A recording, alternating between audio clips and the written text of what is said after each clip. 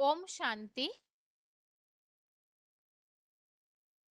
भगवत गीता श्लोक क्लास में आज 8 प्रश्नों के उत्तर का टॉपिक है, जिसमें हम 5वें प्रश्न का उत्तर समझ रहे हैं। पतित पावनी गंगा नहीं है तो शंकर के ऊपर विराजमान क्यों है। और इस प्रश्न के उत्तर में समझने के लिए हम इस टॉपिक को समझना शुरू किए थे। गंगा के पानी से पाप धुलते हैं या नहीं, और शरीर के स्नान से या गंगा के पानी में डूबने से पाप धुलते हैं या नहीं। इस बात को समझने के लिए ही हमने टॉपिक इस तरह से समझना शुरू किया कि पाप किसे कहा जाता है, जिसे हम पिछले 2-3 हफ्तों से लगातार समझ रहे हैं कि पाप की गहरी परिभाषा क्या है और ये पाप होता कैसे है, कौन करता है, कहाँ रहता है। तो इन सब बातों को हमने पिछले 3-4 हफ्तों से समझा है। आज उसे ही समझते हुए अगला टॉपिक इसी से संबंधित समझते हैं। पाप के लिए हमने समझा था कि अर्जुन के पूछने पर भगवान ने अर्जुन को बताया काम और क्रोध, इसे ही पाप कहा जाता है और ये मनुष्य के महाशत्रु है। इस संसार में इनको वैरी समझ। तो ये तो स्पष्ट हो गया कि वास्तव में हर एक मनुष्य के लिए भगवत गीता में जैसे अध्याय 6 का श्लोक नंबर 5-6, इसमें भी ये बात आई हुई है कि आत्मा स्वयं अपना मित्र और शत्रु है। किस आधार से? इसीलिए बताया है कि अपनी आत्मा को ऊपर ले जाना चाहिए, ऊंची स्टेज में ले जाना चाहिए, भ्रष्ट इंद्रियों के कर्मों में नहीं लगाना चाहिए। अर्थात ये जो विकारी भावनाएं हैं, यही मनुष्यों से पाप कराते हैं। तो पाप किसे कहा जाता है ये तो हमने समझा। अध्याय 3 का श्लोक नंबर 43, इसमें भी पाप के लिए बताया है कि इस काम रूपी शत्रु को मार डाल। तो यहाँ भी काम विकार को, इन विकारी भावनाओं को ही पाप कहा है। जही एनम पाप मानम, ऐसे कहा है कि ये बड़ा पापी है, काम महाशत्रु कहा गया है। ये तो स्पष्ट है कि ये विकारी भावनाएं जो है और इसके जुड़ी हुई इच्छाएं, यही मनुष्यों से ज्यादा पाप कराते हैं। अब ये पाप जो है रहता कहाँ है? दूसरा पॉइंट हमने इसमें समझा। पाप क्या है वो तो समझ आया। अब मनुष्यों के अंदर ये पाप रहता कहाँ है, इसका आश्रय देने वाला कौन है? इस प्रश्न के उत्तर में हमने समझा अध्याय 3 का श्लोक नंबर 40, तीसरे अध्याय के 40वें श्लोक में इसका उत्तर है 10 इंद्रिया, अव्यक्त मन बुद्धि, इस काम विकार का देह समझने के कारण आश्रय स्थान हो जाते हैं। तो इंद्रियों में भी पाप की भावनाएं रहती है और मन बुद्धि जो है उसमें भी पाप रहता है और ये मनुष्यों को मूढ़ बनाता है। अब पाप का आश्रय स्थान 2 जगह हुआ, जो भगवत गीता से ही प्रमाणित होता है कि इंद्रियाणि मनोबुद्धि अस्याधिष्ठानम् उच्यते एतैर्विमोह्य एतेष ज्ञानमावृत्य देयिनम्। अब 10 इंद्रिया और मन बुद्धि दोनों भी पाप का आश्रय स्थान है। लेकिन ये पाप जो है पहले कैसे शुरू होता है? पहले पाप की शुरुआत कहाँ से होती है? क्योंकि अनेक हो गए ना, मन बुद्धि भी हो गया, 10 इंद्रिया भी हो गई, तो इसका शुरुआत करने वाला कोई तो होगा। कौन है शुरुआत करने वाला? इसके उत्तर में हमने समझा था कि आखिर पाप की बात किस में आती होगी। तो उत्तर ये समझा था कि पहले पाप की बात आती है मन में। मन में संकल्पों में पाप का बीज डल जाता है और फिर वो वाचा में आता है और फिर कर्मेंद्रियों में, मतलब कर्म कर बैठते हैं।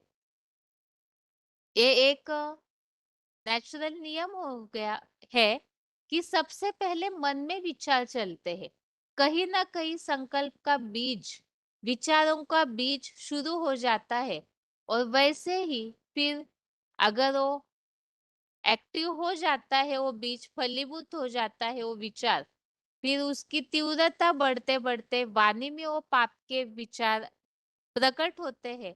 फिर अनकंट्रोल होकर के कर्मेंद्रियों से वो पाप को किया जाता है। इसके लिए हमने जैसे पॉइंट समझा था, अब कोई जैसे चोर है, चोरी करता है, तो सबसे पहले मन में ही तो सोचता है कि क्या करना चाहिए, कहाँ चोरी करनी है। फिर जाकर के जिनसे भी साथ उसको करनी है उनसे वो डिस्कस करेगा और फिर प्रैक्टिकल में जाके चोरी कर लेते हैं। तो यहाँ बात ये समझ में आई कि सबसे पहले पाप की शुरुआत मन से होती है, मन के विचारों से होती है। अब ये जो मन है, इसके लिए गीता में क्या बताया है? मन के जो संकल्प है वो तो दिखने में नहीं आते, ये तो महसूस करने की बात है। मन की जो विचारों की शक्ति है तो एक अदृश्य शक्ति है, ये तो हर एक अपने विचारों को जानता है। तो ये जो मन के विचारों की जो शक्ति है, इसे ही गीता में एक अव्यक्त मन के रूप में कहा है। अव्यक्त मन अर्थात जो दिखाई नहीं देता है। जैसे इंद्रिया जो है वो दिखाई देती है और मन जो है वो अव्यक्त है, वो दिखाई नहीं देता। इस शब्द को समझने के लिए ही भगवत गीता में जो मन के लिए उल्लेख आया है वो हमने अध्याय 13 के 5वें श्लोक में से समझा, अव्यक्त मन कर। अभी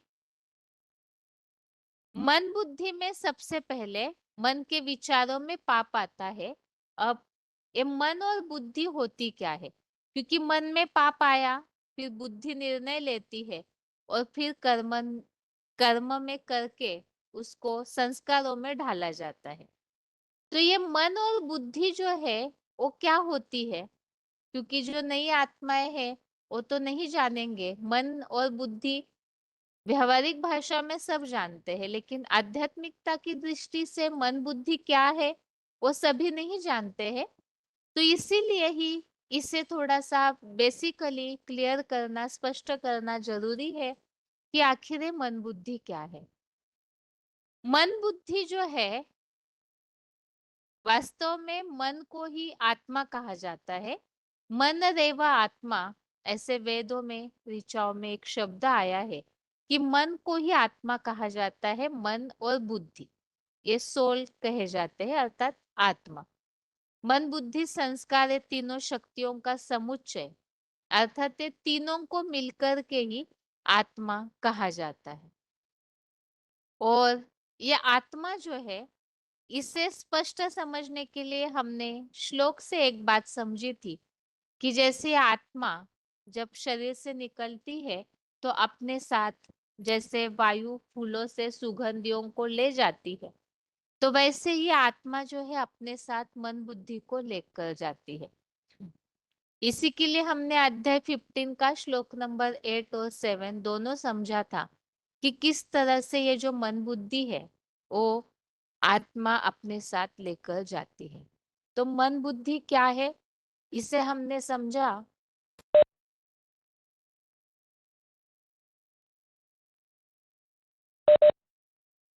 मन और बुद्धि क्या है इसे हमने समझा कि मन बुद्धि को ही आत्मा कहा जाता है और यह आत्मा अपने साथ इन शक्तियों को लेके भी जाती है।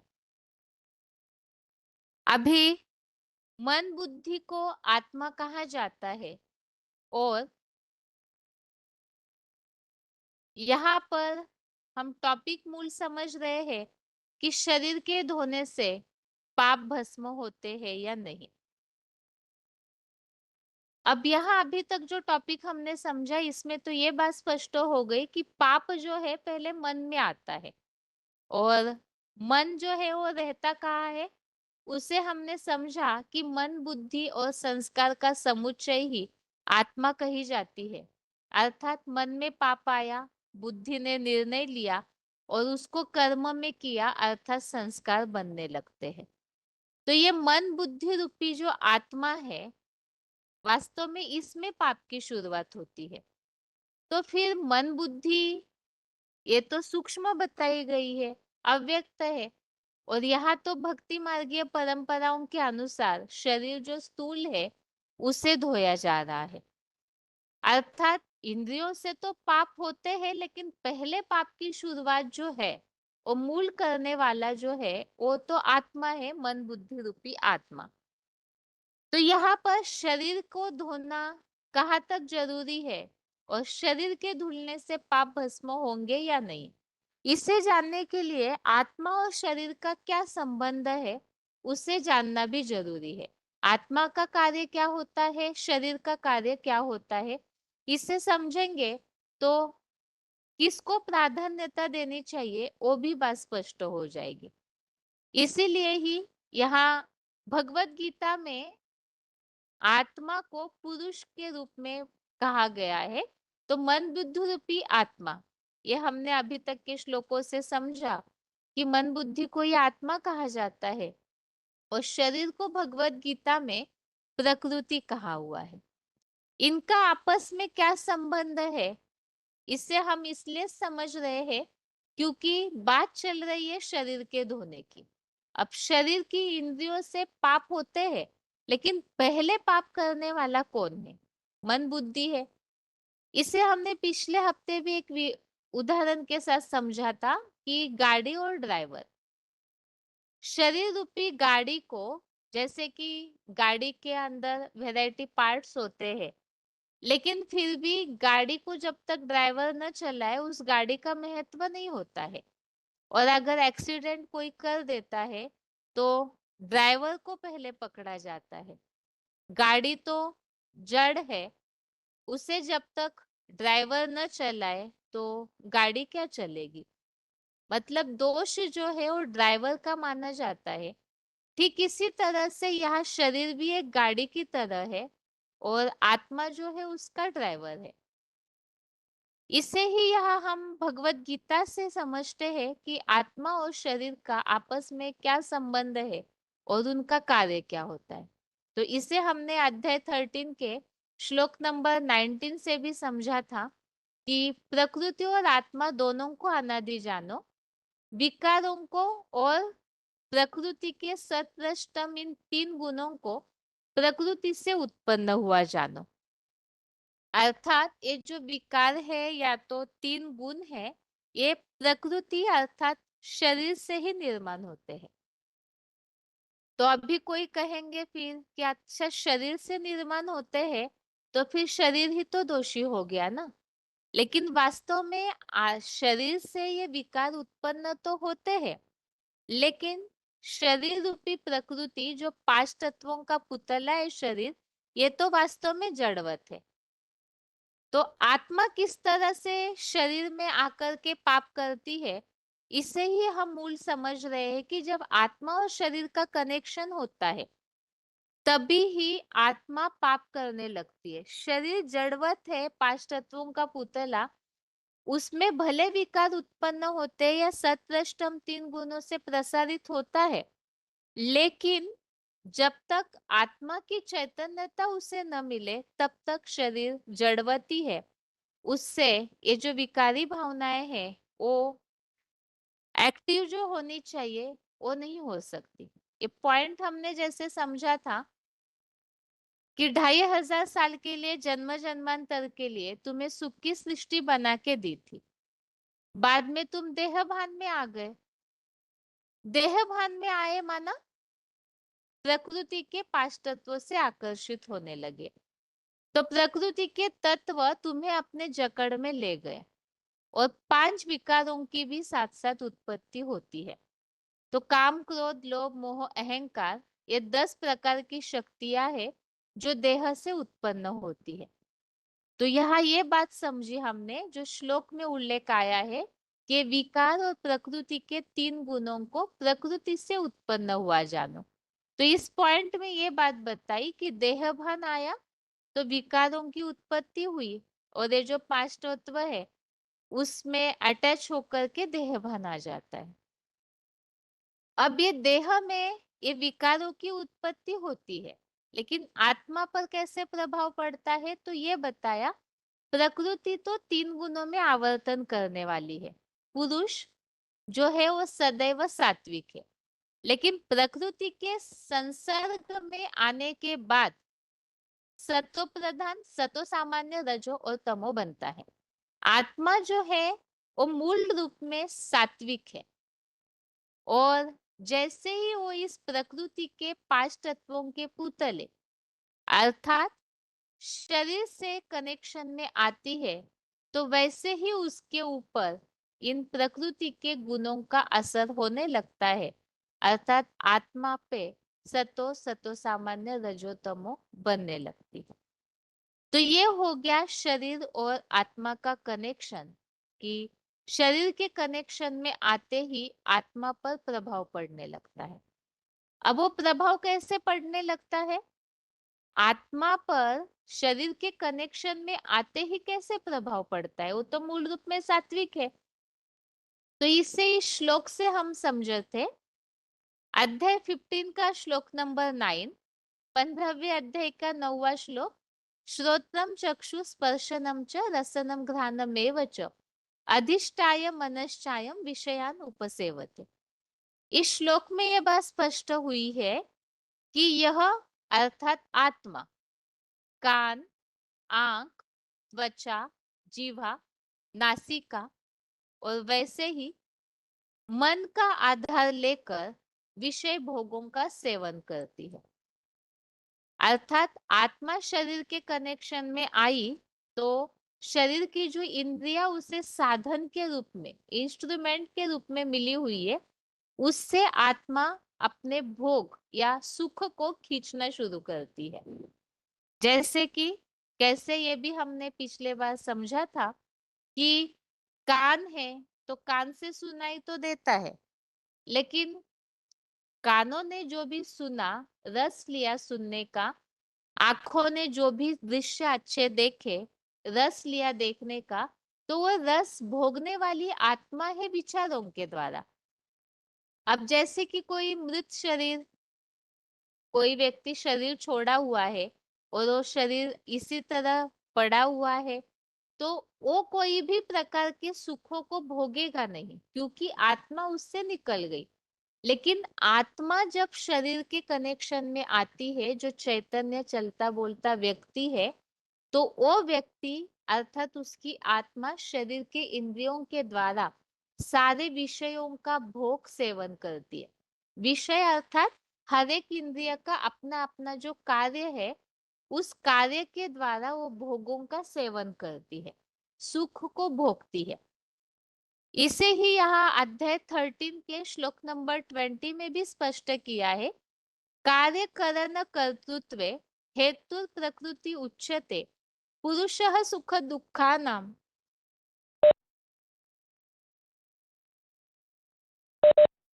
पुरुषः सुख दुःखानां भोक्तृत्वे हेतु उच्यते।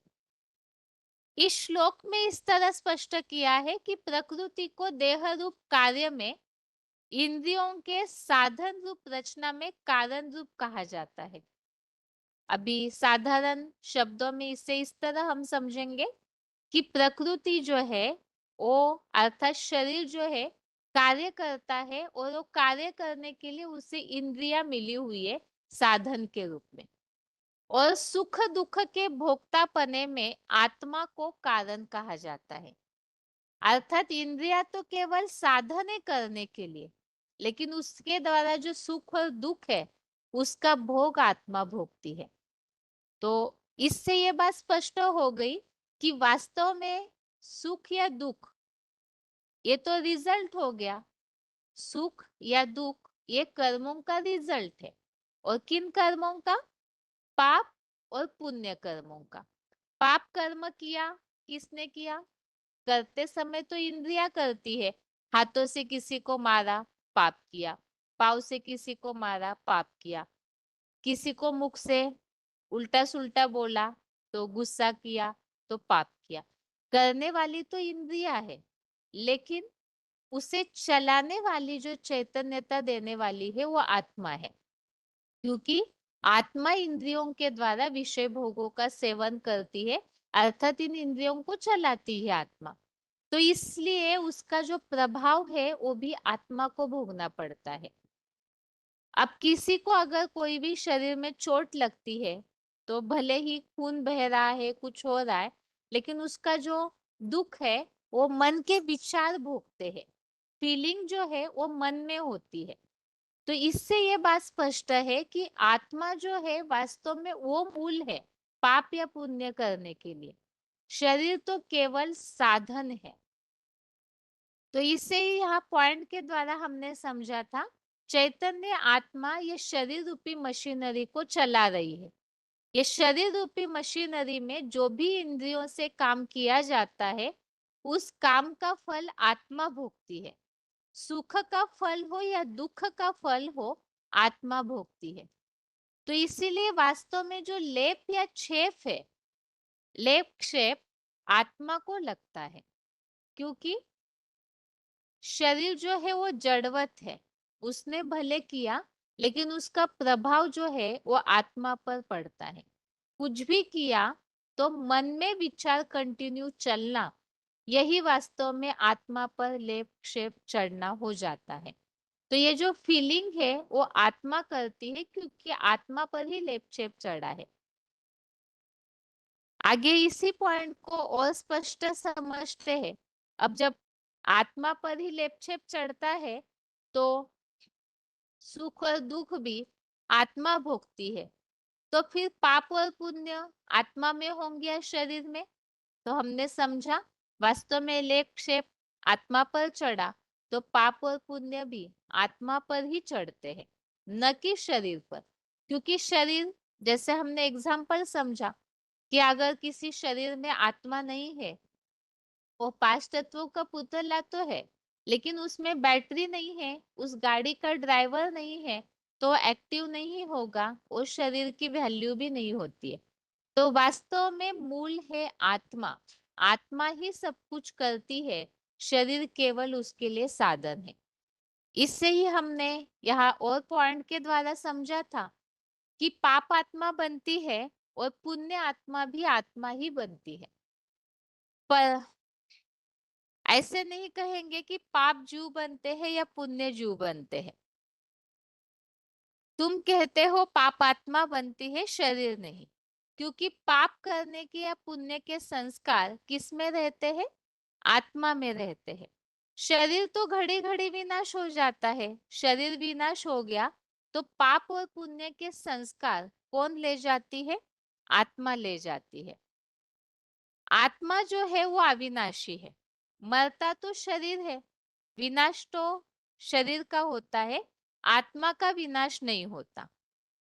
आत्मा के ऊपर ही ये शैतानी की कट चढ़ती है, गंदे ते कंदी कट।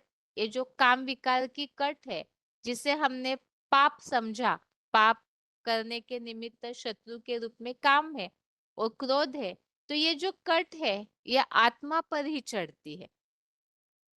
अब जैसे आजकल ज्ञान देने वाले जो है वो कहते हैं आत्मा निर्लेप है। ये पाप तो सभी शरीर में आते हैं, ऐसे भक्ति मार्ग में गलतफहमी से कहते हैं। अब उन्हें इस बात से समझा सकते हैं, अगर पाप शरीर में होते हैं तो शरीर को भस्म कर दो तो पाप भस्म हो जाएंगे। ऐसे होगा क्या? अब जैसे कोई व्यक्ति शरीर छोड़ देता है, आत्मा निकल गई शरीर से, वो शरीर जला देते हैं तो शरीर जल गए, भस्म हो गए, तो उसके सारे पाप भस्म होने चाहिए। लेकिन ऐसे तो होता नहीं। जो हम दुनिया में आज देखते हैं, अभी अभी एक गीता का जो श्लोक अध्याय 15 का हमने समझा कि अपने साथ वायु के फूलों की, जैसे वायु फूलों के सुगंधियों को ले जाती है, वैसे ये आत्मा भी अव्यक्त है, दिखने में नहीं आती। तो ये अपने साथ मन बुद्धि और संस्कारों को, जो जो इंद्रियों से कर्म किए, तो उन कर्मों के संस्कार आत्मा में रिकॉर्ड की तरह भरते हैं और उसको आत्मा अगले जन्म में ले जाती है। तो शरीर भस्म हो गए लेकिन पाप आत्मा के भस्म नहीं होते, इसीलिए अगले जन्म में उसका प्रभाव इस तरह से पड़ता है। अब आत्मा के ऊपर ही वास्तव में पाप और पुण्य की लेपछेप चढ़ता है और आत्मा ही मूल रूप में पाप और पुण्य करने वाली है। हम इस सारे लंबे टॉपिक को इसीलिए मात्र समझ रहे हैं कि भक्ति मार्ग में शरीर को धुला जा रहा है गंगा के पानी में। वास्तव में शरीर को धुलने से पाप भस्म नहीं होते, क्योंकि पाप करने वाली तो आत्मा है। और भगवत गीता के इन सभी श्लोकों से हम समझते आए हैं कि वास्तव में पाप करने वाली आत्मा है, सुख दुख भोगने वाली आत्मा है। तो पाप और पुण्य जो है आत्मा में होते हैं। आत्मा ही पतित और आत्मा ही पावन बनती है। और फिर शरीर, अगर सब कुछ आत्मा करती है तो फिर शरीर के ऊपर उसका कोई प्रभाव पड़ता है या नहीं? क्योंकि इंद्रियों से कर्म तो कर रही है ना। इंद्रियों को चैतन्यता देने वाली तो आत्मा है। तो फिर इंद्रियों पर अर्थात शरीर पर इस पाप पुण्य का कोई प्रभाव होता है या नहीं? आत्मा और शरीर का कनेक्शन हम समझ रहे हैं। आत्मा ने तो पाप किए, लेकिन किए तो इंद्रियों के द्वारा। तो इसका प्रभाव शरीर पे कैसे पड़ता है? इसे हमने इस तरह से पॉइंट के द्वारा समझा। आत्मा को ही लेपछेप लगता है। जब आत्मा पर ही लेपछेप लगता है तो शरीर में अंतर पड़ता है या नहीं? शरीर में भी अंतर पड़ जाता है। लेपछेप आत्मा में लगते लगते आत्मा तमो प्रधान बनती है, तो शरीर भी रोगी बन जाते हैं।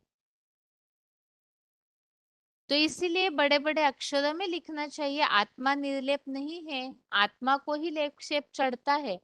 आत्मा ही जैसे कर्म करती है, अच्छा या बुरा, वैसे फल पाती है। आत्मा पतित या पावन बनने का प्रभाव शरीर पर पड़ता है। इसे अध्याय 2 के श्लोक नंबर 13 से हमने समझा। देहिनोस्मिन यथा देहे कौमारम यौवनम जरा तथा देहांतर प्राप्ति धीरस्तत्र न मुह्यति। इस श्लोक से हमने इस तरह से समझा कि आत्मा की इस देह में कुमार, युवावस्था, बुढ़ापा होता है और उत्तरोत्तर फिर दूसरे शरीरों की प्राप्ति भी होती है। तो कैसे? आत्मा शरीर के द्वारा सुख दुख भोगते रहती है, तो ये जो शरीर है उसके ऊपर उसका प्रभाव होते होते कुमार अवस्था, युवावस्था, बूढ़ापा, शरीर ही बूढ़ा होता है। आत्मा तो छोटी बिंदी है, लेकिन उसने जो कुछ भी इंद्रियों के द्वारा किया तो उसका प्रभाव शरीर की अवस्था पर पड़ता है।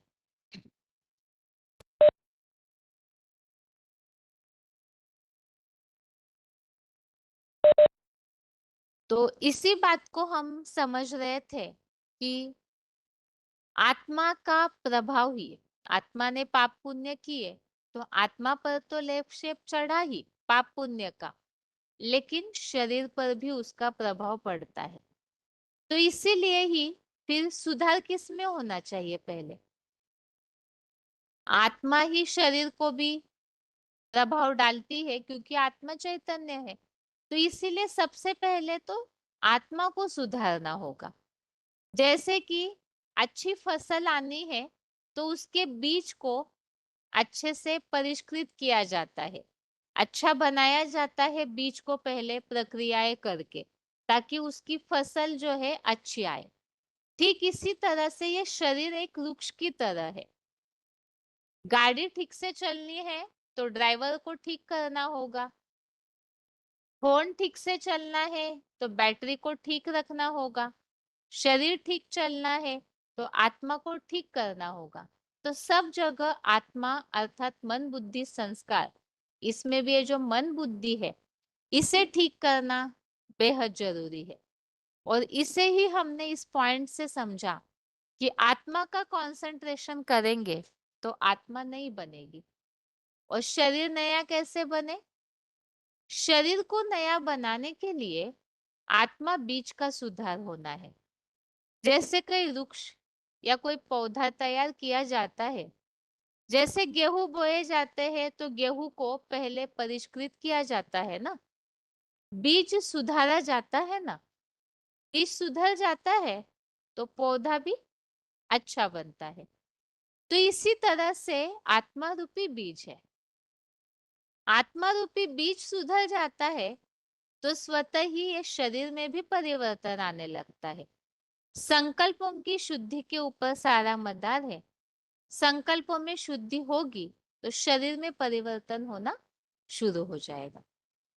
तो यहाँ हमने समझा कि आत्मा जो है, जो शरीर को चलाने वाली चैतन्य शक्ति, इसे अगर सुधारा जाए तो उसका प्रभाव शरीर पर होगा।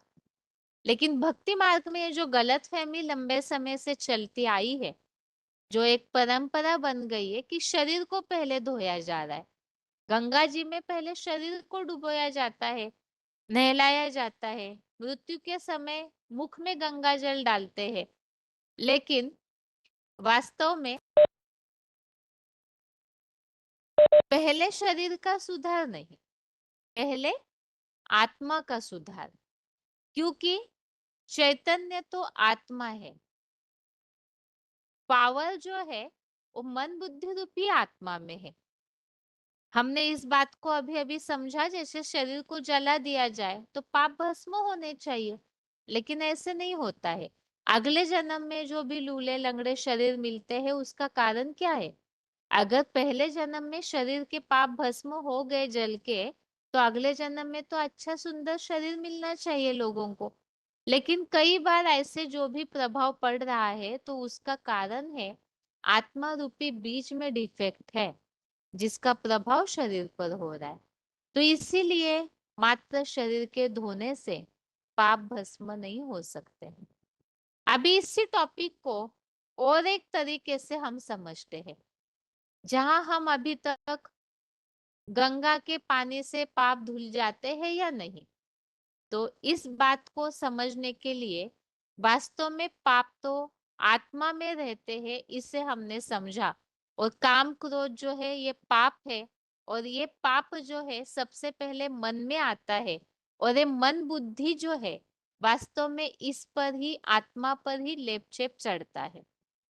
तो इसीलिए ही ये आत्मा जो है वो शरीर को चलाने वाली शक्ति है। तो इसे पहले सुधारना है, अर्थात बीज को पहले सुधारना है। इसे ही भगवत गीता में अलग तरीके से समझा है, बताया हुआ है। भगवत गीता में प्रकृति को दो प्रकार से वर्णित किया है, एक तो जड़ प्रकृति और एक चैतन्य प्रकृति के रूप में। तो चैतन्य प्रकृति अर्थात आत्मा, आत्मा पतित और पावन बनती है तो उसका प्रभाव जड़ प्रकृति अर्थात शरीर पर भी होता है। वो कैसे? यही टॉपिक को हम अभी चैतन्य प्रकृति और जड़ प्रकृति के रूप में समझते हैं। जड़ प्रकृति जो जड़वत है, अर्थात अपनी कोई पावर उसमें नहीं होती है जब तक उसे एनर्जी न मिले। और चैतन्य प्रकृति अर्थात मन बुद्धि का संघात आत्मा। अब यहाँ हम कुछ श्लोकों के उल्लेखों को भी समझेंगे, जिसमें भगवत गीता में प्रकृति के अलग अलग शब्दांकनों के साथ उल्लेख आए हैं। कहीं प्रकृति का उल्लेख जहां आया है वो शरीर के हिसाब से जड़ प्रकृति के रूप में, अपरा प्रकृति इस तरह से भी आया है, और कहीं आत्मा को ही परा प्रकृति, चैतन्य प्रकृति के रूप में भी उल्लेखित किया है। तो सबसे पहले तो है जड़ प्रकृति को हम समझते हैं। जड़ प्रकृति किसे कहा है? पांच तत्वों का संघात। प्रकृति के पांच तत्वों का जो संघात है, तो इसे ही जड़ प्रकृति कहा है। पृथ्वी, जल, वायु, अग्नि, आकाश, जिन पांच तत्वों से शरीर बनता है। अब जहां जहां शरीर अर्थात जड़ प्रकृति के रूप में उल्लेख भगवत गीता में आया है, उनमें से कुछ श्लोक देखिए। एक तो अध्याय 13 का 21, इसमें जो उल्लेख आया है, पुरुषः प्रकृति स्तोई भुंक्ते प्रकृति जान गुणान। तो इसमें बताया है पुरुष माना आत्मा प्रकृति में स्थित, प्रकृति से पैदा हुए तीन गुणों को भोगता है। तो यह प्रकृति में स्थित अर्थात ये शरीर में स्थित, और शरीर से ही ये तीन गुण निर्माण होते हैं। तो यहाँ प्रकृति का उल्लेख शरीर के रूप में आया है। ऐसे ही अध्याय 15 का श्लोक नंबर 7, इसमें भी उल्लेख आया है अपरा प्रकृति में स्थित। तो यहाँ भी प्रकृति स्थानिक कर्षति ऐसे जो उल्लेख है, तो अपरा प्रकृति में स्थित, यहाँ भी शरीर का उल्लेख आया हुआ है। ऐसे ही यहाँ अध्याय 4 का श्लोक नंबर 6, यहाँ प्रसंग अलग है। यहाँ केवल ये श्लोक हम इस भाव से लिए हैं, प्रकृतिम स्वामधिष्ठाय। तो भगवान भी अपने प्रकृति को अधीन करके आते हैं, अर्थात जिस शरीर में प्रवेश करते हैं, तो यहाँ शरीर का प्रकृति के रूप में उल्लेख आया है कि भगवान अपनी प्रकृति को अधीन करते हैं। ऐसे ही अध्याय 9 का श्लोक नंबर 8, 9वें अध्याय के 8वें श्लोक में भी जो उल्लेख है, वो भी प्रकृतिम स्वाम वष्टभ्य। यहाँ भी प्रकृति को वश में रखकर प्रकृति की अधीनता, अर्थात यहाँ भी शरीर को वश में करके जिस तन में प्रवेश करते हैं उसके लिए बताया। तो ये सारे शब्दों में शरीर के हिसाब से ही प्रकृति का उल्लेख है। अब दूसरी प्रकृति है चैतन्य प्रकृति, अर्थात आत्मा। आत्मा को चैतन्य प्रकृति के रूप में जो बोला है, वो किस भाव से बोला है? तो यहाँ जैसे पॉइंट लिया है वार्तालाप 360, डिस्कशन 360, प्रकृति कहते हैं भाव स्वभाव संस्कार को भी। जैसे साधारणतः बोलने में बोलचाल में ऐसी बातें आती है कि इनका तो नेचर ही ऐसा है, इनकी तो प्रकृति ही ऐसी है, इनका तो स्वभाव ही ऐसा है। तो जहाँ स्वभाव संस्कार की बात आती है, वहां कई बार ये बात बोली जाती है कि इनका तो नेचर ही ऐसा है। नेचर माना इनका तो स्वभाव ही ऐसा है। तो ये जो स्वभाव है, स्व का भाव, वो निर्माण होता है मन बुद्धि के विचारों से। मन बुद्धि में जो विचार चलते हैं उस आधार से संस्कार बनते हैं, तो वो हो गया स्वभाव और संस्कार। तो यहाँ पर आत्मा के हिसाब से ये जो मन बुद्धि संस्कार मिल करके जो चैतन्य प्रकृति है, तो इसे ही स्वभाव संस्कार कहा जाता है। तो इसका उल्लेख जहाँ गीता में आया है स्वभाव संस्कारों के हिसाब से, तो ये जैसे कि उदाहरण अध्याय 9 का श्लोक नंबर 12, 9वें अध्याय का 12वां श्लोक है, मोघाशा मोघ कर्मानो मोघ ज्ञाना विचेतसः राक्षसीम आसुरीम चैव प्रकृतिम मोहिनीम श्रितः। तो यहाँ प्रकृति का उल्लेख किस तरह आया है, ये भावार्थ में देखिए कि ये विपरीत बुद्धि वाले लोग राक्षसी आसुरी मोहित करने वाली प्रकृति के स्वभाव को ही धारण करते हैं। मतलब कैसे स्वभाव को धारण किया, राक्षसी आसुरी ऐसे स्वभाव को धारण किया, मतलब ऐसी मन बुद्धि में अपनी विचारधारा को बना लिया। तो यह हो गया स्वभाव संस्कार के हिसाब से प्रकृति। प्रकृति में सब कुछ नूंदा हुआ है। प्रकृति माना स्वभाव संस्कार। हर एक आत्मा का अपना अपना स्वभाव संस्कार तैयार होता है। अच्छे कर्म करने से अच्छा स्वभाव संस्कार बनता है, बुरे कर्म करने से बुरा स्वभाव संस्कार बनता है। स्वभाव संस्कार के आधार पर हर आत्मा अपना अपना वायुमंडल बनाती है। आत्मा का अपना अपना वायुमंडल बनता है। तो यह सारी बात मूल आती है मन बुद्धि के ऊपर ही।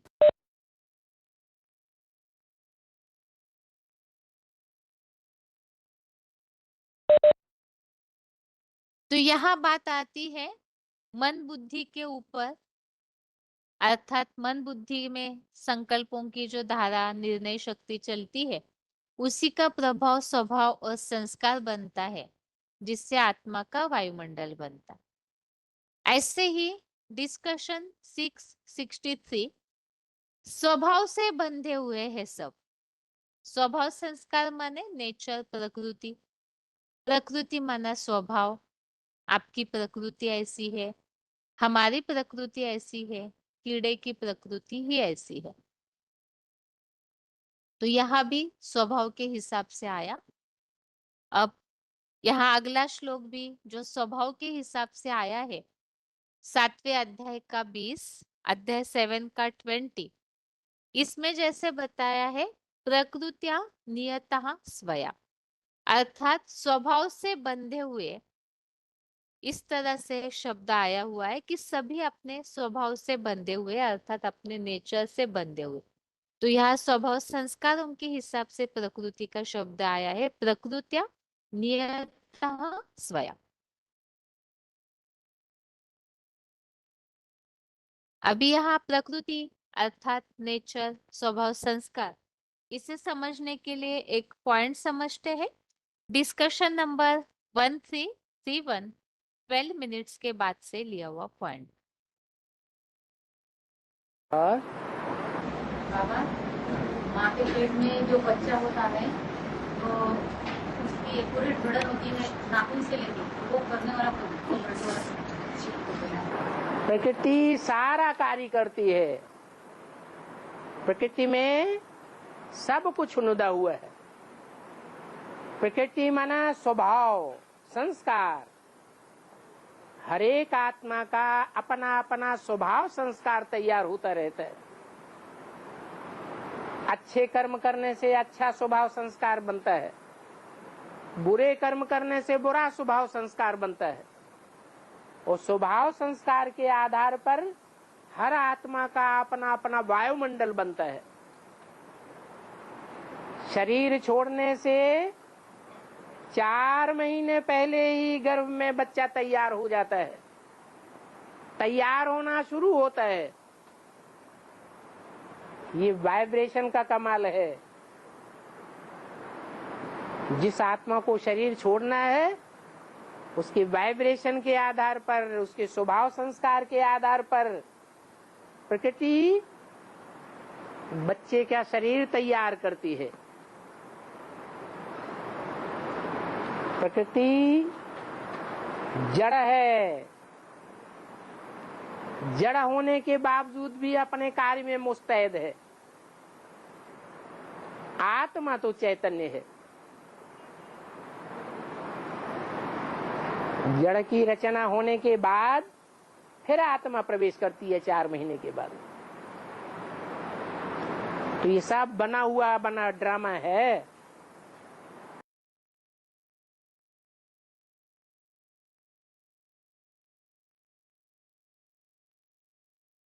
अभी आगे स्वभाव संस्कार के हिसाब से और बातों को समझते हैं। चैतन्य प्रकृति के लिए ही आत्मा अलग चीज है और प्रकृति का पुतला शरीर अलग चीज है।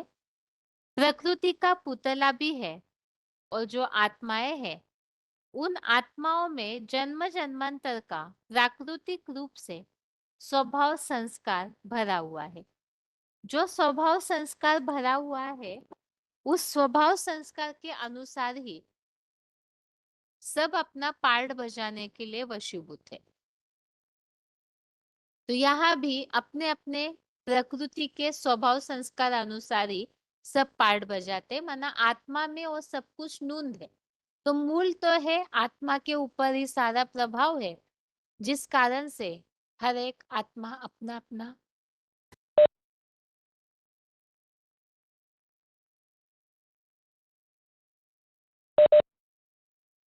तो हर एक आत्मा अपने स्वभाव संस्कार के अनुसार जो रिकॉर्ड उनमें नूंद है वैसे ही पार्ट बजाती है। तो यहाँ प्रकृति अर्थात स्वभाव संस्कार अर्थात चैतन्य प्रकृति अर्थात आत्मा, मन बुद्धि में जो कुछ भी भरा हुआ है वो रिकॉर्ड अनुसार स्वभाव संस्कार अनुसार सब चलते हैं। इस अनुसार यहाँ जो श्लोक आए हैं, जैसे स्वभाव संस्कार के रिकॉर्ड अनुसार सब चलते हैं, या आत्मा में सब कुछ भरा हुआ है पार्ट, तो मूल तो आत्मा है। यहाँ भी तीसरे अध्याय का 33 अध्याय 3 का श्लोक नंबर 33, सदृशम चेष्टते स्वस्या प्रकृतेर ज्ञानवान अपि प्रकृति न्यान्ति भूतानि निग्रह किम करिष्यति। इसमें भी बताया है कि स्वभाव संस्कार अनुसार ही ज्ञानी मनुष्य भी अपनी चेष्टा करता है। प्राणी अपने स्वभाव प्रकृति या स्वभाव की ओर ही जाते हैं। ऐसे ही अध्याय 18 का श्लोक नंबर 59, इसमें भी बताया है प्रकृति तुझको युद्ध में अवश्य लगाएगी, अर्थात जो स्वभाव है या जो नेचुरल पार्ट भरा हुआ है तो स्वभाव संस्कार अनुसार युद्ध करना पड़ेगा। यहाँ भी स्वभाव संस्कार के हिसाब से ये शब्द लिया है, प्रकृति ही त्वाम नियोक्ष्यति। ऐसे ही अध्याय 18 का 60 नंबर श्लोक, स्वभावजेन कौन्तेय निबद्धः स्वेन कर्मणा। इसमें भी स्वभाव से पैदा अपने कर्म से बंधा हुआ, तो यह भी हर एक अपने अपने पार्ट से बंधा हुआ है, मतलब आत्मा में ही स्वभाव संस्कार का प्राकृतिक रूप से रिकॉर्ड भरा हुआ होता है और उस स्वभाव संस्कार के अनुसार ही सभी पार्ट बजाते हैं।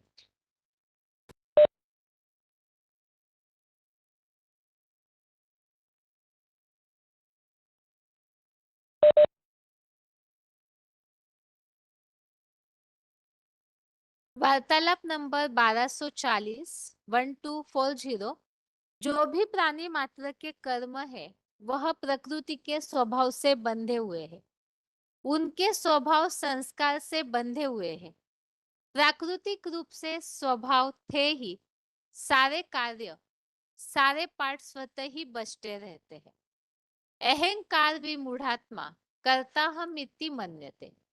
जो अहंकार में भरी हुई आत्मा है वह यह समझती है कि हमने यह अच्छा काम किया, बुरा काम उसने किया। अरे हमने अच्छा या बुरा काम या दूसरे ने अच्छा या बुरा काम क्या करेगा? आत्मा में 84 जन्मों का पार्ट पहले से ही भरा हुआ है। तो इसमें बताया हुआ है कि सब कुछ ये आत्मा में ही पार्ट जो है भरा हुआ है, मतलब आत्मा में ही स्वभाव संस्कार भरे हुए हैं, आत्मा पर ही लेप शेप चढ़ता है।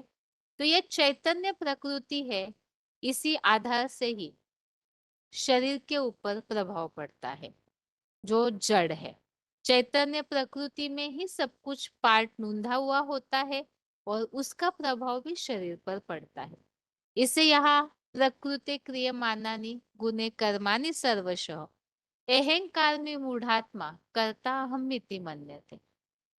और 13वें अध्याय का 29 अध्याय 13 का श्लोक नंबर 29, इसमें भी इस तरह से बताया है कि जो कर्मों को सब प्रकार से स्वभाव से ही किया हुआ देखता है उसी तरह अपने को अकर्ता मानता है, वह ठीक देखता है। तो यह भी स्वभाव के अनुसार ही, अर्थात सब में ही ये पार्ट जो है वो आत्मा में ही भरा हुआ होता है, उसी आधार से सब करते। तो यहाँ प्राकृतिक रूप से हर एक आत्मा में पार्ट भरा हुआ है, अर्थात इस चैतन्य प्रकृति में ही सारा रिकॉर्ड नूंदा हुआ होता है और उसी आधार से ही सारे कर्म करते हैं। यहाँ मूल बात हम समझ रहे हैं कि शरीर पर वास्तव में मदार नहीं है, सारा कुछ आत्मा में भरा हुआ है, आत्मा चैतन्य प्रकृति है, उसी पर ही सब कुछ भरा है। पाप जो है, पापों का रिकॉर्ड, पुण्य का रिकॉर्ड, स्वभाव संस्कार, पाप और पुण्य माना भी क्या, स्वभाव संस्कार, तो वो भी आत्मा में ही भरे हुए होते हैं। इसे ही इस पॉइंट के द्वारा समझते हैं। वार्तालाप number 1342, discussion number 1342, 57 minute 57 minutes के बाद से लिया हुआ पॉइंट है। प्राकृतिक रूप से हर आत्मा में पार्ट भरा हुआ है।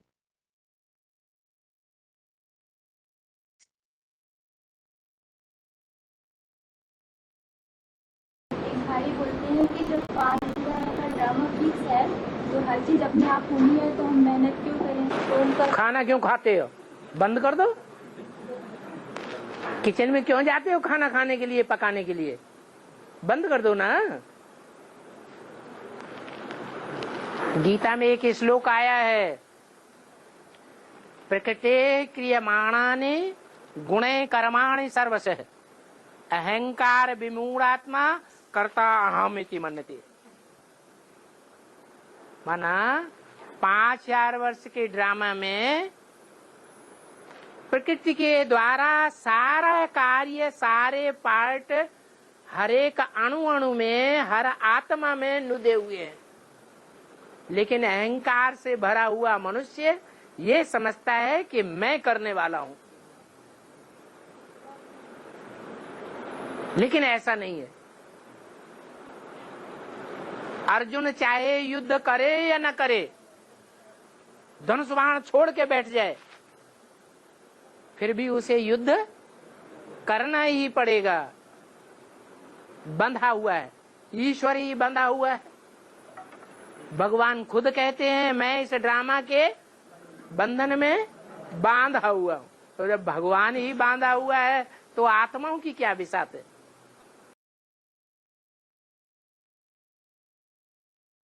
अगला पॉइंट है, प्रकृति से बंध कर सब कर्म किए जाते हैं।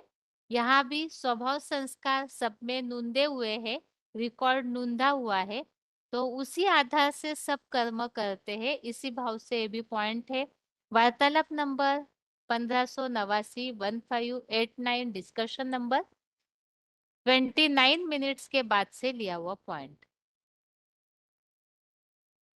कोई आत्मा वहां सुख में रहता है, कोई आत्मा भीख मांग के खाते हैं, उसका अंतर क्यों हो जाता है? कोई आत्मा भीख मांग के खाते हैं और कोई आत्मा अटल कमाई करते हैं, इसका अंतर। कोई बोल रहा है कोई प्रसाद में रह रहा है, आराम से रह रहा है, सुख में रह रहा है, और कोई भीख मांग कर खा रहा है। हाँ, दोनों आत्मा में डिफरेंस, पुरुषार्थ में अंतर है। आत्मिक स्थिति का पुरुषार्थ करने में अंतर रह गया संगम में। बाप ने कहा तुम अपन को आत्मा समझो, तुम देह नहीं हो। उन्होंने ध्यान ही नहीं दिया। तुम किसी भीख मांगने वाले बच्चे को पकड़ लो, उसको लड्डू, पेड़ा, बड़ा बढ़िया कपड़ा वगैरह सब देना शुरू कर दो, वो तुम्हारे पीछे आएगा। है?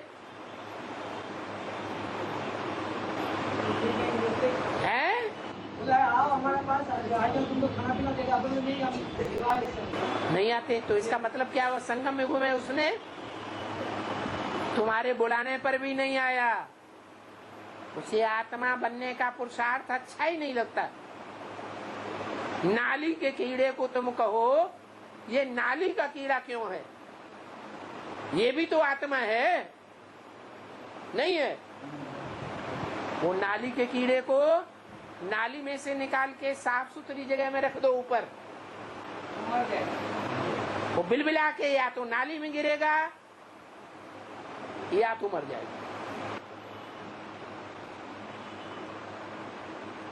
हमारी समझ में अभी तक नहीं आया कि 5000 वर्ष का पार्ट हर आत्मा में अपना अपना नुदा हुआ है। जैसा जिसमें पार्ट नुदा हुआ है वैसा ही पार्ट बजाएगी। आप कहें ये कीड़े का पार्ट क्यों है, ये गधेड़े का पार्ट क्यों है, ये राजा क्यों है, अरे ये हीरो क्यों है? हीरो आपको बना दिया जाए, हैं? नहीं बना दिया जाए। अरे लो ऐसी बातें कर रहा है, हीरो नहीं बनोगे क्यों?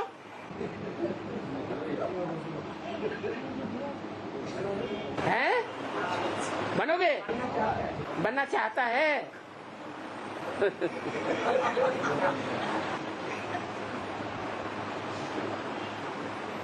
यही अंतर है। हीरो पार्ट सबको दिया जाता है, गधेड़े का पार्ट सबको दिया जा सकता है या नहीं दिया जा सकता है? नहीं दिया जा सकता। जैसी जिसकी योग्यता है वैसा ही उसको पार्ट मिलता है और उसी पार्ट में वो संतुष्ट रहता है। जैसे नाली के कीड़े को उठा करके साफ सुथरी जगह में ऊपर रख दो, नाली के ऊपर, वो बिलबिलाएगा। ऐसे ही है।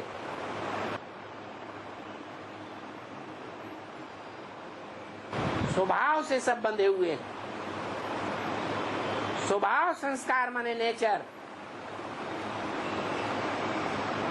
प्रकृति माने स्वभाव। आपकी प्रकृति ही ऐसी है, हमारी प्रकृति ही ऐसी है, कीड़े की प्रकृति ही ऐसी है।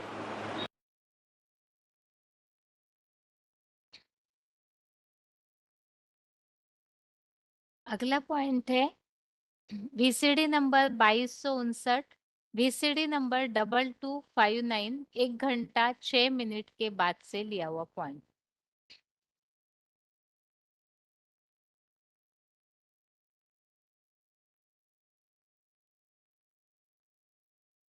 बिच्छू है, सांप है, उसको जितना दूध पिलाओगे फिर भी उसकी गिरफ्त में आ जाएगी तुम्हारी उंगली, तो क्या करेगा? काटेगा जरूर। ये उसका धर्म है। तो इस सृष्टि की सभी आत्माएं अपने अपने धर्म का पालन कर रही है। जो बाप के बच्चे हैं डायरेक्ट, वो कीड़े मकोड़े मक्खी मच्छर जो दुख देते हैं, वो बाप के बच्चे हैं, बाप की बातों को समझने वाले हैं, या बाप की बातों को समझने वाले भी नहीं हैं। छोटे बच्चे हैं या बड़े बच्चे हैं, कीड़े मकोड़े पशु पक्षी छोटे बच्चे हैं तो आत्माएं ना, अबोध आत्माएं हैं। छोटा बच्चा है, कितना भी समझाओ, आंख की तरफ नहीं जाना, उसमें हाथ नहीं डालना, वो क्या करेगा? फिर भी रेंग के जाएगा, उसी में हाथ डालेगा। ये स्वभाव है। सारी दुनिया इस स्वभाव कहो, प्रकृति कहो, निसर्ग कहो, इस प्राकृतिक बंधन में बंधी हुई है। हर आत्मा रूपी रिकॉर्ड में उसका अनेक जन्मों का पार्ट भरा हुआ है। इसलिए गीता में कहा है, प्रकृति क्रियमाणानि गुणैः कर्माणि सर्वशः अहंकार विमूढ़ात्मा कर्ताहम् इति मन्यते। प्रकृति के द्वारा हर आत्मा रूपी रिकॉर्ड में कर्म स्वभावतः भरे हुए हैं। जब समय की सुई वहां आती है तो वो ही कर्म वो करती है जो उसने कल पूर्व में किया था।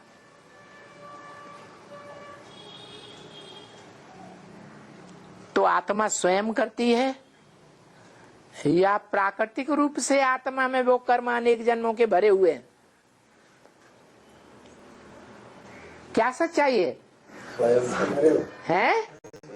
स्वतः ही प्राकृतिक रूप से स्वभावतः है हर आत्मा रूपी रिकॉर्ड में वो कर्म भरे हुए हैं।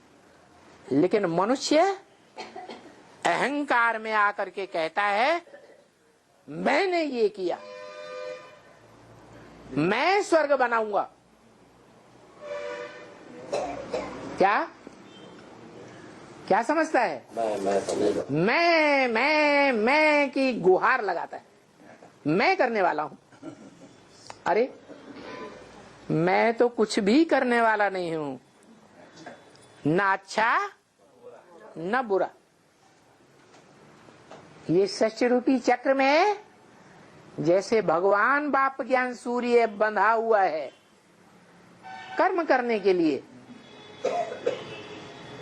इस पतित सृष्टि में आने के लिए बंधा हुआ है, ऐसे हम आत्माएं भी इस सृष्टि में आने के लिए, पार्ट बजाने के लिए बंधी हुई है। तो मनुष्य विद्वान समझते हैं हमारी सदा काल के लिए मुक्ति हो जाएगी।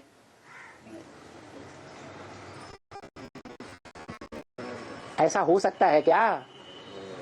कि आत्मा सदा काल के लिए मुक्त हो जाए और भगवान को जन्म जन्मांतर है इस सृष्टि में आना पड़े, ऐसा हो सकता है? नहीं। तो देखो भगवान बाप आकर के इन बातों की गहराई को समझाते, लेकिन कब? आदि में नहीं, मध्य में भी नहीं, कब? एकदम अंत में।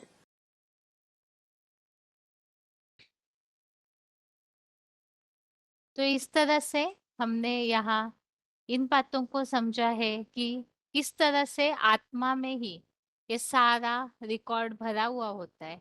मूल यहाँ बात हम समझ रहे हैं, फिर से इस बात को रिपीट करते हैं कि यहाँ मूल विषय हमारा टॉपिक है समझने का कि आत्मा के ऊपर ही सारा मदार है। जो कुछ भी पाप जो है, मूल यह बात है पावन बनने की, पाप को नाश करने की, पाप को धुलने की, जिसके लिए शरीर को धोया जाता है। लेकिन ये सारी बातों से अब तक तो यही समझ में आ रहा है कि आत्मा में ही ये रिकॉर्ड भरा हुआ रहता है। स्वभाव संस्कार जो है, ये जो नेचर है, ये प्रकृति जो है पाप पुण्य करने की, ये भी आत्मा में ही भरा हुआ है। क्योंकि आत्मा चैतन्य है, जिसे ही गीता में चैतन्य प्रकृति के रूप में कहा है। तो ये चैतन्य प्रकृति अर्थात आत्मा ही पतित और पावन बनती है और उसका प्रभाव, जैसे हमने पीछे ही समझा, शरीर के ऊपर पड़ता है। अभी इसी टॉपिक को और समझते हैं। आत्मा स्वयं ही मन बुद्धि संस्कार सहित है। मन बुद्धि संस्कार को ही आत्मा कहा जाता है। मन संकल्प विकल्प करने वाला और शक्ति आत्मा की ही है, और फैसला करना, निर्णय करना, ये भी शक्ति आत्मा की है। आत्मा में ये जो दोनों शक्तियां है, संकल्प शक्ति और फैसला करने की शक्ति, परखने की शक्ति, ये दोनों शक्तियां संस्कारों को अपने में तिरोहित करती है। जैसे जैसे कर्म करते हैं वो संस्कार भरते रहते हैं। अच्छा काम करेंगे तो अच्छे संस्कार, बुरे काम करेंगे तो मन बुद्धि में बुरे संस्कार समाते रहते हैं। अर्थात ये स्वभाव संस्कार कैसे बनता है, आत्मा में रिकॉर्ड कैसे नोंद होता है? तो मन बुद्धि में ही, मन में संकल्प आते हैं, बुद्धि निर्णय करती है और उसका प्रभाव कर्मों के ऊपर होता है। तो कर्मों में वो संस्कार भरते जाते हैं। मन बुद्धि ने जो भी विचार करके निर्णय लिया तो उसका संस्कार बन गया।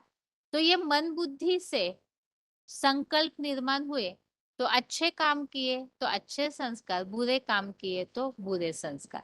अर्थात अच्छे काम है तो पुण्य के काम है तो अच्छे संस्कार, पाप कर्म किए तो बुरे संस्कार।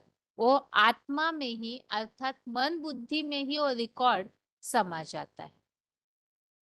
तो इस तरह से जड़ प्रकृति को हमने समझा और शरीर को, पांच तत्वों के संघात को जड़ प्रकृति कहा है क्योंकि वो जड़वत है, उसके पास अपनी चेतन शक्ति, चैतन्यता नहीं है।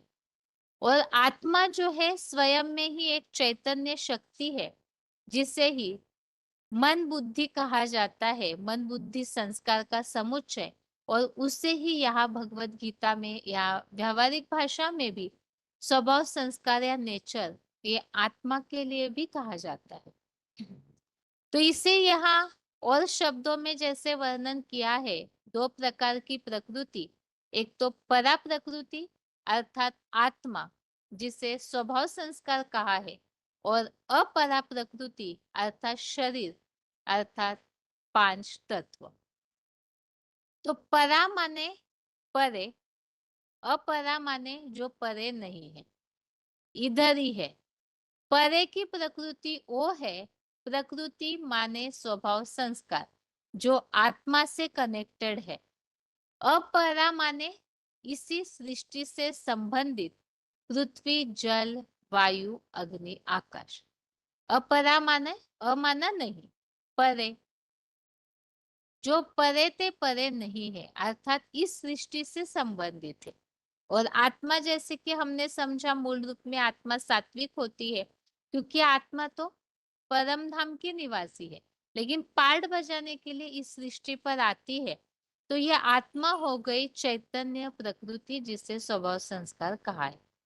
और इसका ही उल्लेख 7वें अध्याय के 5वें श्लोक में आया है कि एक तो है नीची प्रकृति, और इसके अलावा मेरी जीवंत भाव वाली प्रकृति को श्रेष्ठ जान। तो जीवंत भाव वाली अर्थात चैतन्यता वाली वो प्रकृति को श्रेष्ठ जान। तो यहाँ दो प्रकार की प्रकृति, एक तो आत्मा और शरीर, इस भाव से इस श्लोक को समझाए। अभी आगे चैतन्य प्रकृति अर्थात आत्मा ही पतित और पावन बनती है, उसका प्रभाव ही जड़ प्रकृति अर्थात शरीर पर होता है। तो प्रकृति जो जड़ है, हम उसको भी परिवर्तन करने वाली चैतन्य आत्मा है। प्रकृति तो जड़ है, प्रकृति पुरुष से है। प्रकृति का कारण कौन हुआ? अर्थात हम पहले पॉइंट में इसे समझे है कि आत्मा के आधार पर ही शरीर का परिवर्तन ढूंढा हुआ है। आत्मा प्रकृति के अर्थात शरीर में कनेक्शन में आती है तो आत्मा सत्व रजो तमो बनती है, और जैसे ही आत्मा सत्व रजो तमो बनती है तो वैसे शरीर भी रोगी बनने लग जाते हैं। तो इसीलिए ही प्रकृति का कारण कौन हुआ? जड़ की रचना करने वाला कौन? चैतन्य पुरुष माने आत्मा। अर्थात आत्मा के आधार से ही ये जड़ प्रकृति अर्थात शरीर जो है वो 5 तत्वों की प्रकृति परिवर्तन होती है। BCD number 642 642। एक होती है सात्विक प्रकृति, सतो प्रधान कुदरत, कुदरत माना नेचर प्रकृति, और आज की दुनिया में है कुदरत तमो प्रधान तामसी प्रकृति। ये तामसी प्रकृति कैसे बनती है? प्रकृति माना स्वभाव संस्कार। मनुष्यों की जब तामसी प्रकृति बनती है तो संघात रूप में जो प्रकृति अथवा कुदरत है वो भी तामसी बनती है। मनुष्यों की बुद्धि जब सात्विक बनती है तो सतयुग में प्रकृति भी सात्विक बन जाती है और सब प्रकार के सुख मुहैया कराती है। अब आत्मा जो है अर्थात मन बुद्धि, उसमें ही सारा स्वभाव संस्कार का रिकॉर्ड भरा हुआ है। तो आत्मा ही अगर सुधर जाती है, पावन बनती है, तो उसका असर शरीर पर भी होता है। तो मूल बात हम समझ रहे हैं मन बुद्धि को बदलने की, क्योंकि पाप का लेप छेप जो है, पाप की शुरुआत मन के संकल्पों से होती है।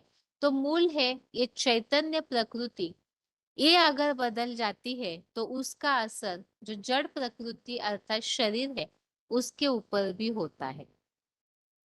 जैसे एक रोज का उदाहरण यदि हम ले दैनिक वाला, कई बार ऐसे होता है कि मन अगर ज्यादा डिस्टर्ब है, दुखी है, परेशान है, कई विचारों के तूफान चल रहे हैं परिस्थितियों के कारण, तो ज्यादातर देखने में आता है शरीर के ऊपर बीमारी के रूप में उसका असर होता है। और किसी किसी के स्वभाव संस्कार बहुत कड़े होते हैं, मन के विचार कड़े होते हैं, तो उसका असर भी शरीर के बनावट पे होता है, जैसे चेहरे के एक्सप्रेशन पे भी होता है। तो ये सब बातें इसलिए हम समझ रहे हैं, मूल तो है मन बुद्धि के विचार। मन में पाप होता है तो ये आत्मा को ही मूल सुधारना है जिसका असर होगा। तो यहाँ जैसे हमने समझा कि सात्विक प्रकृति है और एक है तामसी प्रकृति। तो प्रकृति अगर एक चैतन्य सुधर जाती है तो उसका असर जड़ प्रकृति पर भी होता है। इसे ही यहाँ 14वें अध्याय का 6वां श्लोक, अध्याय 14 का श्लोक नंबर 6, तत्र सत्वम निर्मलत्वात् प्रकाशकम अनामयम सुख संघेन बध्नाति ज्ञान संघेन चानक। तो यहाँ बताया है वहां निर्मल होने से ज्ञान प्रकाशक व रोग रहित सत्व गुण ज्ञान की आसक्ति के द्वारा सुखासक्ति से बांधता है। तो यहाँ पर आत्मा जब ज्ञानी बन जाती है तो वो आत्मा जो है उसी आधार से यहाँ बताया प्रभाव उसका शरीर पर होता है और वो सुखासक्ति में बांधता है। आत्मा सतोगुनी बन जाएगी तो उसका प्रभाव शरीर पर भी हो जाता है।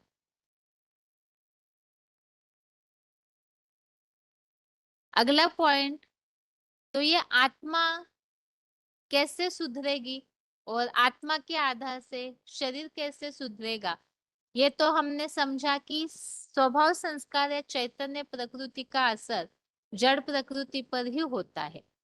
तो इसी के लिए ही हम यहाँ आगे समझते हैं कि किस तरह से ये चैतन्य प्रकृति जड़ प्रकृति अर्थात शरीर को बदल सकती है, किस तरह से उसमें चैतन्यता की पावर है आत्मा में जो बदलाव लाती है। तो आत्मा तो प्रकृति का पुरुष है, प्रकृति का पति है। तो प्रकृति बदले पुरुष नहीं बदले, ये कैसे हो सकता है?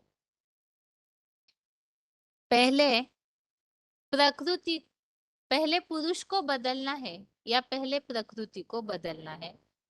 पुरुष चैतन्य है या प्रकृति चैतन्य है?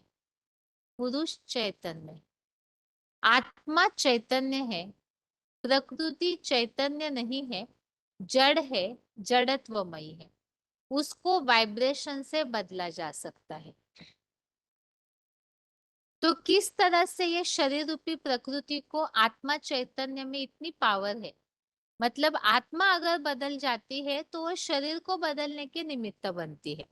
लेकिन भक्ति मार्ग में क्या किया जा रहा है? शरीर को धोया जाता है। अब शरीर साफ सुथरा तो रोज करते हैं, मान लिया कि गंगा के पानी में जाकर के स्नान कर भी लिया, तो किसी के मन क्यों नहीं परिवर्तन हो रहे अभी तक? अगर शरीर के धोने से मन परिवर्तन होते, पाप भस्म हो जाते, अब तक तो कईयों ने, लाखों ने, अनगिनत लोगों ने गंगा में स्नान किया होगा, कई बार भी किया होगा, तो फिर मन में परिवर्तन क्यों नहीं आया? क्योंकि उल्टा कर रहे, जो शरीर रूपी गाड़ी है, जो जड़ प्रकृति है, उसे सुधारने में लगे हुए हैं। वास्तव में अभी तक का टॉपिक जो हमने समझा, इसका मूल उद्देश्य एक ही है, आत्मा का परिवर्तन, क्योंकि पाप आत्मा में है। पाप की शुरुआत आत्मा अर्थात मन बुद्धि से होती है और ये आत्मा ही चैतन्य है जो शरीर को भी बना भी सकती है और बिगाड़ भी सकती है। आत्मा ही शरीर के कनेक्शन में आती है तो विकारों का सुख भोगते भोगते पापी बन जाती है। तो इस आत्मा में ही चैतन्यता है जो आत्मा को ही बदला जाना चाहिए। तो कैसे बदल सकते हैं, इसे हम समझ रहे हैं कि आत्मा बदलने से कैसे शरीर पर प्रभाव पड़ सकता है। इससे हमने समझा कि आत्मा में जब ज्ञान बढ़ता है तो सुखासक्ति में बांधती है। ऐसे ही अध्याय 14 का श्लोक नंबर 11, सर्वद्वारेषु देहेस्मिन् प्रकाश उपजायते ज्ञानम यदा तदा विद्यात् विरुद्धम सत्वम इति उत। जब इस देह के सभी इंद्रिय द्वारों में ज्ञान प्रकाश मंथन द्वारा उत्पन्न होता है, तब अवश्य ही सत्वगुण विशेष बढ़ा है, ऐसा जान ले।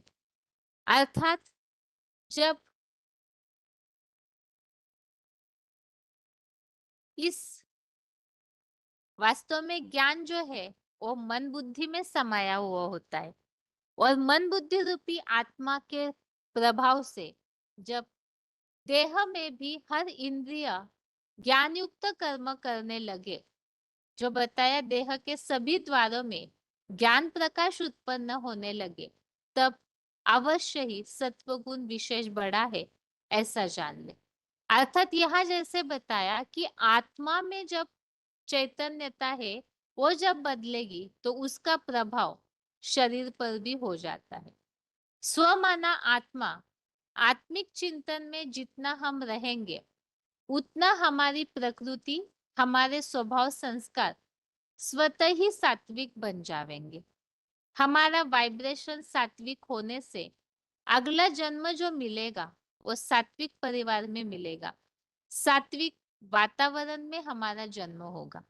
सतयुग में जो जन्म होगा वो सात्विक परिवार में यथा राजा तथा प्रजा सब सुखी होंगे, ऐसा जन्म होगा।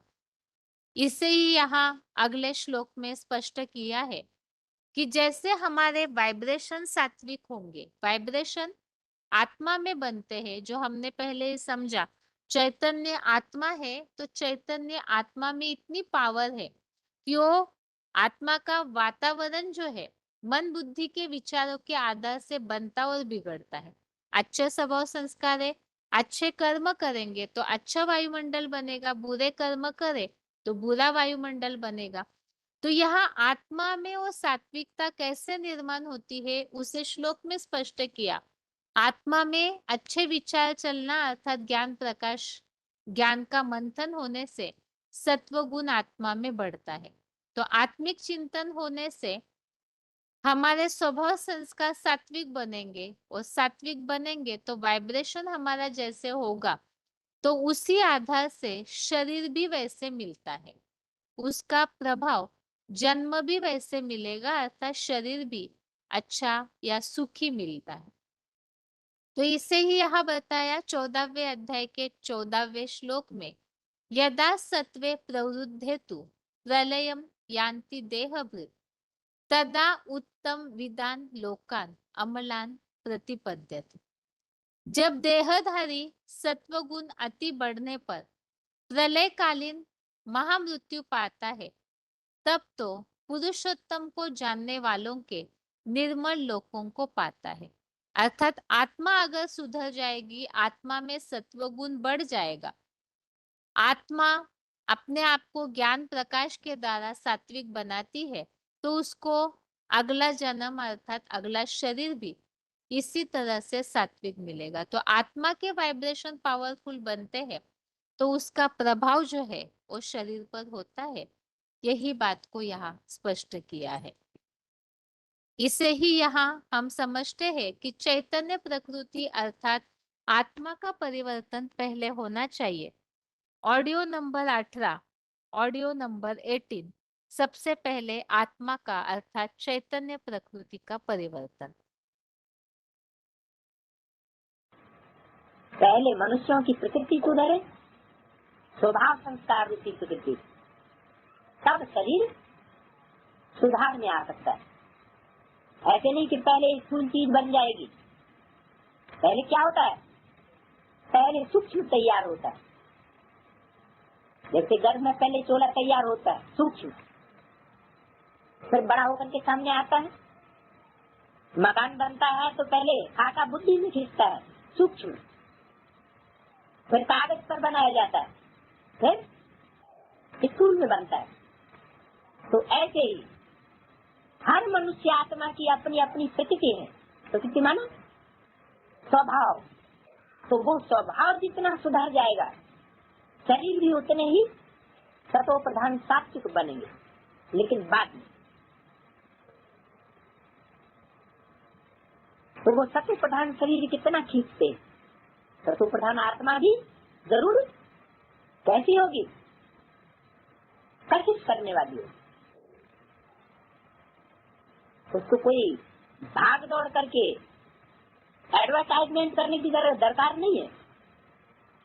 जिसको बाबा कहते हैं मनसा सेवा, जिसकी प्रकृति सुधर जाएगी, स्वभाव संस्कार सात्विक बन जाएंगे, तो वो आत्मा दूर बैठेगी, दूसरी आत्माओं को क्या करेगी? आकर्षित करती रहेगी। तो यहाँ हमने समझा आत्मा, आत्मा का परिवर्तन पहले जरूरी है, जिसे चैतन्य प्रकृति कहा है, इसे ही स्वभाव संस्कार कहा है। अब यह आत्मा जब सुधर जाएगी तो उसका असर ही जड़ प्रकृति पर कैसे होता है? जड़ प्रकृति के ऊपर मानवीय प्रकृति का अर्थात स्वभाव संस्कार बदल जाते हैं, तो शरीरों के ऊपर भी प्रभाव कैसे पड़ता है उसे हम इस पॉइंट के द्वारा समझते हैं। डिस्कशन नंबर 360, डिस्कशन नंबर वार्तालाप नंबर 360। जड़ प्रकृति के ऊपर अर्थात आत्मा के परिवर्तन से शरीर पर जड़ प्रकृति पर कैसे प्रभाव पड़ता है उसे यहाँ क्लियर किया है। पाप शरीर से होते हैं या बिना शरीर के भी पाप होते हैं? शरीर 5 तत्वों का पुतला है। 5 तत्व जब तमो प्रधान बनते हैं तो तमो प्रधान शरीर से पाप भी होते हैं। सत्युग त्रेता में भी शरीर होता था, परंतु वहां पाप नहीं होते थे। क्यों? क्योंकि 5 तत्वों का बना हुआ पुतला सतो प्रधान था, प्रकृति ही सतो प्रधान थी। प्रकृति कहते हैं भाव स्वभाव संस्कार को भी। मानवीय भाव स्वभाव संस्कार जब सात्विक होता है तो जड़ प्रकृति भी सात्विक होती है। पाप कर्म नहीं हो सकते। जब मानवीय प्रकृति तामसी बनती है तो जड़ प्रकृति भी तामसी बन जाती है, फिर पाप कर्म होने लग पड़ते हैं। तो हमने अभी तक के टॉपिक में मूल बात यही समझी, स्वभाव संस्कार का परिवर्तन अर्थात आत्मा का परिवर्तन अर्थात ही मन बुद्धि का परिवर्तन जरूरी है, क्योंकि मन बुद्धि रूपी आत्मा चैतन्य है, इसे पहले बदलना जरूरी है। इसी आधार से, क्योंकि इसमें पाप और पुण्य समाया है, लेप क्षेप आत्मा में लगता है, तो पावन बनने की जो बात है, जो टॉपिक हमारा चल रहा है गंगा पतित पावनी है या नहीं, तो इसमें हम समझ रहे थे कि गंगा के पानी में जाकर शरीरों को धोया जाता है। वास्तव में शरीरों को धोने से आत्मा नहीं बदलेगी, क्योंकि हमने समझा पाप जो है वो मन बुद्धि रूपी आत्मा में होता है। मन में पहले पाप का संकल्प आता है, इसीलिए ही पहले तो मन बुद्धि रूपी आत्मा, जिसे ही भगवत गीता में चैतन्य प्रकृति कहा है और उसे ही स्वभाव संस्कार या नेचर भी कहा जाता है, तो यह आत्मा जो है इसमें चैतन्यता होती है। ये जब सुधर जाएगी तो अपने आप शरीर भी सुधर जाएगा। आत्मा बिगड़ती है तो शरीर भी बिगड़ते हैं, शरीर रोगी बन जाते हैं, शरीर के अवस्थाओं पर प्रभाव पड़ता है। इसीलिए ही आत्मा का सुधार जरूरी है, अर्थात चैतन्य प्रकृति स्वभाव संस्कार का सुधार जरूरी है। आत्मा में ही सारा कुछ रिकॉर्ड नोंधा हुआ है। शरीर में पाप पुण्य नहीं होते हैं, भले इंद्रिया साधन है, लेकिन फिर भी पाप पुण्य जो है वो आत्मा ही करती है। और आत्मा को कैसे सुधारा जाए, तो हमने समझा कि जैसे आत्मा सतोगुनी बनती है, ज्ञान का मंथन करके, अच्छे विचारों का मंथन करके, ईश्वरीय ज्ञान से जब आत्मा सात्विक बन जाएगी तो उसका प्रभाव स्वर्गीय लोकों में जन्म मिलता है।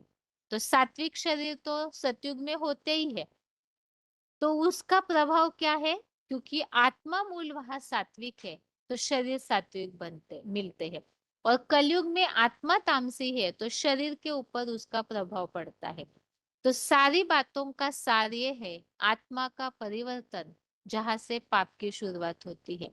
तो पावन बनना अर्थात आत्मा को सुधारना जरूरी है, तो उसके आधार से शरीर सुधर जाएंगे। लेकिन भक्ति मार्ग में न समझने के कारण शरीर को धोया जाता है, जबकि शरीर के आधार से मन बुद्धि का परिवर्तन नहीं हो सकता। आज के क्लास में हमने यहाँ तक की बातों को समझा है। अगले क्लास में हम समझेंगे कि किस तरह से मन बुद्धि रूपी आत्मा का जो वायुमंडल है, मन बुद्धि जो चैतन्य है, वो इतनी प्रभावशाली है कि वो जड़ प्रकृति को वाइब्रेशन के आधार से बदलती है। तो ये वाइब्रेशन की पावर तैयार करने वाली आत्मा है। आत्मा इतनी शक्तिशाली, ये चैतन्य प्रकृति इतनी शक्तिशाली होती है जो वाइब्रेशन के आधार से परिवर्तन करती है। वो कैसे? और इसी आधार से आत्मा का परिवर्तन मूल विषय है जिसे बदलना चाहिए। और कैसे बदलना चाहिए, और शरीर को धोना क्यों जरूरी नहीं, अर्थात शरीर को धोने से पाप भस्म नहीं हो सकते। इन बातों को आगे के क्लास में और समझते रहेंगे। आज के लिए गीता क्लास यहाँ तक ही। ओम शांति।